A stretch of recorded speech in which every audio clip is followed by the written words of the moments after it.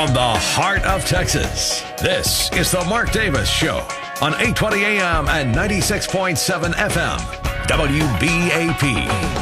The race continues in the Republican Party for whom we will anoint to be the Republican to succeed Kay Bailey Hutchison. Glenn Addison of Magnolia, Texas, joins us. He's in that race and with us once again. Welcome back, Glenn. How are you? Doing well, Mark. Good morning to you. How goes the race? What you been up to lately? Well, my main focus lately has been doing what we're doing right now, getting on radio talk shows, spreading the message of the constitutional conservative that's in this race, trying to get people to get to my website, glennaddison.com, where they will see clear differences between myself and the others in the race. Most of all the other 8 people are nice folks, Mark, but many of them are proposing solutions that continue to involve the federal government in our lives. And I'm saying, let's get back to the Constitution, the book.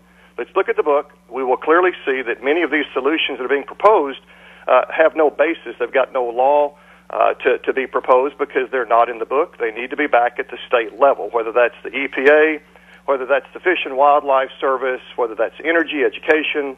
I've been talking about those issues, and the message is resonating, I will tell you. Now, as you take a look at what is an admittedly crowded field, and anytime I have anybody on, I do ask, are there some things that are yours and yours alone, or that are held by you and only a few others? And you've started to touch on that, but you mentioned some things that some others in the field have that are less energetic than you are in getting back to the Constitution. I believe things like so. what? Let me give you some examples. Most of the prominent opponents in this race talk about abolishing the Department of Education, and we're all on the same page there. And maybe 1 or 2 other agencies get mentioned, but I clearly talk about going way beyond that and getting back to the book by getting, for example, rid of the Department of Energy. The federal government's got no business in our oil fields and our gas fields and our coal mines. And Mark, I submit to you that I've said before the EPA is the biggest job-killing entity on the face of the earth.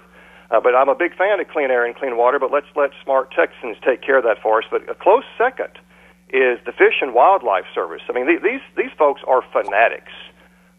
You may have noticed in the news that John Cornyn yesterday appealed and tried to get the sand dune lizard to not be listed on the endangered species list.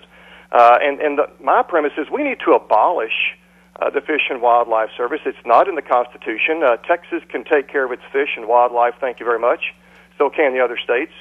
And when the federal government is so out of control that they're more concerned about lizards and salamanders than people's jobs, then we've got a problem. And I'm proposing abolishing it. It's not constitutional. We can those are our lizards, thank you very much. We can handle them ourselves. The others are talking about reform. And I submit to you that that's just changing the window dressing. Nothing will really change if we don't return power to the states, restore sovereignty to the states. The example that I use, Mark, it was offensive to me that last fall, after President Obama released his job plan, the Republicans released their own, and it bothered me that Republicans have gotten so watered down in their stance for the Constitution that they put a phrase in there that basically said, let's call a timeout on regulations. Well, to me, that just smacks of compromise and surrender. Let me just give you a simple analogy that I think most of your listeners can relate to. It's like sending a 5A varsity football squad up against a 7th grade 2A squad, and then saying, "Oh, it looks like these little boys are a little bit beaten up here. Let's give them a break, and when they show signs of regaining their strength and energy, then we'll jump on them again." I'm saying get the 5A squad off the field. They're cheating and everything else. They don't even need to be on the field, and that's the analogy between the feds and the states. It's just not fair. It's unconstitutional. The power belongs to the states. Glenn Addison with us from the Texas Republican Party U.S. Senate primary. We got a couple. I'm aware of a couple of debates coming up as March turns to April. I'm perceived. Listen, my perception probably doesn't matter. Obviously, there are a lot of attention being paid to Mr. Cruz, Mr. Dewhurst, Mr. Leppert, Mr. James. You were in a prior debate in Austin. Have you been successful getting on the coming debate stages for a couple of debates in April? I have not, Mark, and it's because I'm not a millionaire, and it's a catch-22. When the press it's okay. Careful, Glenn. It's not about being a millionaire.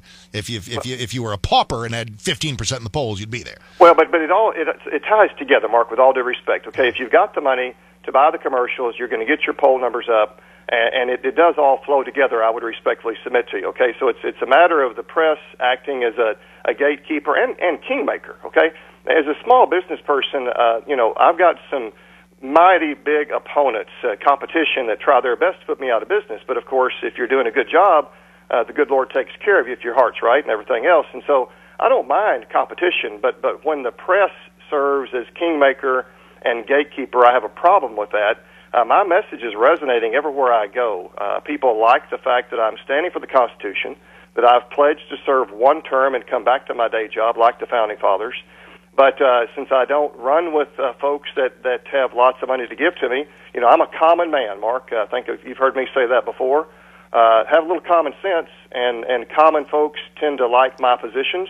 But most ordinary Texans aren't made out of money and don't have the fat cat money to support me, and so it is kind of a catch-22 in that does affect your poll numbers. It is. I totally understand. I mean, so it seems like there are only two ways to go, and that's to have 3 or maybe 4 folks who there's most of the buzz about, or everybody. Because there's these 4 guys, there's you, and I met most of you out at the Richland Hills Forum some time ago. There are 3-4 other folks that are in there as well. So should we have a debate stage with like 9 people on it? I've got no problem. It happened in the presidential race, and let's just look at Iowa for example, Mark. Even a week before Iowa, the pundits were suggesting to Santorum that he just give it up, go home to Pennsylvania, drop out. And he refused to listen to them. Well, I refuse to listen to the pundits as well because the message is resonating. We, the people, have the right to vote. We don't have to listen to the elitists telling us what to do. And so I'm traveling this state every single day, getting in front of people every single day to get the message out. And if the good Lord wants me in that position, it will happen. It doesn't matter how much money Dewhurst has or endorsements Cruz has. And for whatever reason, the Lord is opening doors. I mean, I believe that I would not be on your show today if it weren't for the kindness in your heart that I believe is God-given that allowed this common man to get on your show. So the Lord's opening doors. 2 months is a long time. Just go back to the presidential race. Look at what can happen in 2 months' time. I'm convinced that my message can get out even if I'm not on the debate because I believe that in the coming weeks things will change. And so I'm marching forward.